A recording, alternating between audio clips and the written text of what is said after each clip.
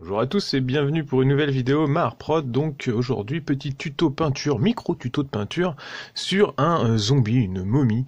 Donc je fais pas beaucoup de tutos de peinture parce que mon service ne concerne pas du tout la peinture. Normalement je fais que de la sculpture et éventuellement des décors et des tables de jeu sur lesquelles là je vais intervenir en peinture. Et là ça concerne ce tuto là puisque cette figurine devait aller en tant que supporter sur les côtés d'un terrain Blood Bowl. Et donc Halloween oblige, j'ai regardé dans mon stock de vidéos ce qui pouvait servir à faire une petite vidéo à thème Halloween 2020 et donc on va peindre ensemble rapidement ce petit zombie. Donc là on est sur la peinture vraiment rapide, hein. C'est une figurine qui va sur du décor, c'est pas du tout fait pour la peinture de jeu, donc c'est encore un peu plus simple que de la peinture de jeu je dirais. Et donc on est sur une palette extrêmement limitée et une figurine en métal, c'est une vieille référence, je dirais Reaper, je ne me souviens plus parce que cette commande date un peu. J'ai enlevé un gros socle en métal qui était sous les pieds, donc ça ne correspond pas à du Citadel ou alors du très vieux Citadel, mais je pense pas. Et donc là je pars en gros sur tout ce qui est texture vraiment de peinture sombre pour aller vers le plus clair. Donc je suis parti sur une peau vraiment très marron, comme s'il avait le cuir tanné, hein. On peut voir certaines momies qui sortent des sarcophages et qui ont la peau complètement noircie en fait par le processus de séchage.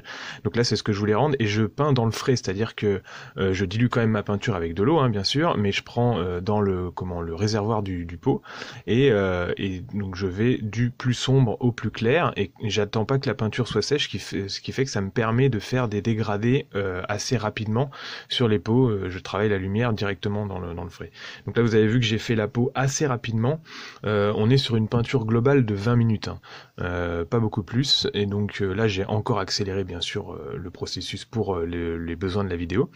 Une fois que la peau est faite, je passe sur un petit peu les bandelettes, et puis là je fais un petit peu de différence entre les deux pans de cuir qui sont autour de sa taille et qui ne correspondent pas à des bandelettes, c'est plus une sorte de jupe ou une sorte de pagne. Donc là je fais du dégradé dans le frais, donc vous voyez qu'en fait je fonds directement ma peinture du sombre jusqu'au clair en utilisant mon marron foncé et directement du blanc, et les deux couleurs se mêlent étant donné qu'elles ne sont pas sèches. On peut vraiment tirer la peinture et faire directement nos dégradés comme ça. Ensuite je corrige les bandelettes et puis pareil que pour la peau, je vais du plus sombre jusqu'au plus clair. Donc je commence avec une sorte de marron ocre très clair. Je vous redonnerai les références des peaux à la fin de la vidéo. Et puis ensuite je passe sur une sorte de bleach bone qui est un os blanchi, et je vais finir par du blanc pur, toujours dans le frais, pour faire des différences entre l'éclairage des bandelettes, en forçant un petit peu le blanc sur le dessus de la figurine pour faire comme s'il y avait une sorte d'éclairage zénithal. Je suis parti sur une sous-couche, je sais pas si vous avez vu, une sous-couche gris foncé que je fais toujours à la bombe de peinture Montana, qui est une bombe de graphe, hein, vraiment pas chère et très très fine, puisqu'ils ont plein de couleurs qui sont différentes. Si on sait l'appliquer, c'est top, et c'est vraiment moins cher qu'une bombe Game Shop, donc je vous conseille ça, j'en avais déjà parlé dans les vidéos. Donc là je suis en train déjà de faire des éclaircissements un petit peu plus tranchés au niveau des bandelettes, donc vous voyez que je reprends juste les arêtes pour créer du relief sur tout ce qui est bandelettes et sur tout ce qui est pose de lumière. Vous pouvez aller ici jusqu'au blanc pur, il n'y a pas de souci.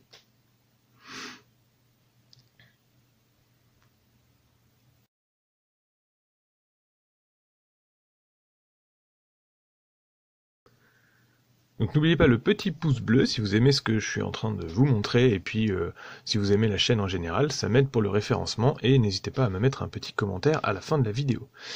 Donc je fais pas souvent de vidéos de peinture, hein. C'est vrai que là ça va justement étoffer un petit peu ma section peinture sur la chaîne, mais sinon c'est beaucoup de sculpture. Donc si vous êtes en train de découvrir la chaîne, n'hésitez pas à évoluer dans mes vidéos et puis à me poser vos questions en commentaire. Donc là vous voyez que je pars vraiment sur le blanc pur pour peaufiner les éclaircissements, et puis ensuite je partirai sur quelques détails. Pour l'instant j'ai pas encore fait les entrailles qu'on peut voir sur la figurine qui vont être en rouge, et puis bien sûr je vais faire un petit effet dans les yeux.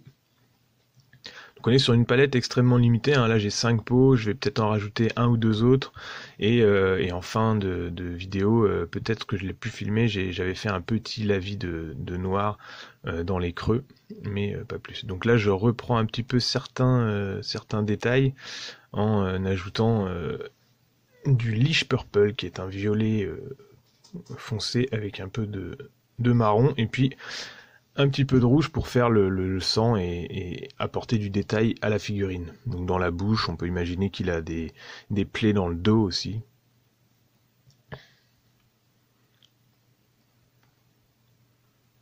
L'idée c'est de faire une figurine qui soit assez visuelle. Il va être mêlé sur un stade de Blood Bowl au milieu de d'autres spectateurs pour faire différentes sortes de figurines et de races dans les supporters. Et donc il faut de la peinture assez tranchée.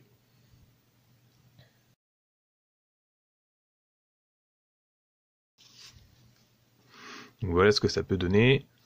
Et puis ensuite, comme je vous disais, je fais un petit peu d'OSL avec ce pot que j'aime beaucoup de Vilgreen, qui commence à être vraiment sec et dont la référence n'existe plus du tout et il n'y a pas d'équivalent pour moi dans la gamme actuelle. Et je suis très triste d'être en train de perdre ce pot parce qu'il me servait à faire plein d'OSL sur les yeux de mes Thousand Sun et d'autres effets un petit peu magiques. Et donc là, c'est ce que je fais. Alors, je suis obligé de mouiller mon pinceau pour récupérer un peu mon pot. Puis ensuite, je l'essuie et j'essaie de travailler une sorte de micro OSL avec ensuite, en fait, un micro brossage comme si mon pinceau était presque sec. Et puis j'éborde. Donc voilà, au niveau des pots, on est sur un Wasdaka Red, un Leash Purple, du Montfang Brown, du Vilgreen, du Khemri Brown, en gros, une sorte de fondation, du Bleach Bone, j'ai plus le nom, mais c'est un blanc très clair, et puis du blanc pur. Donc à bientôt pour une autre vidéo. Merci à tous de me suivre et puis bon modélisme.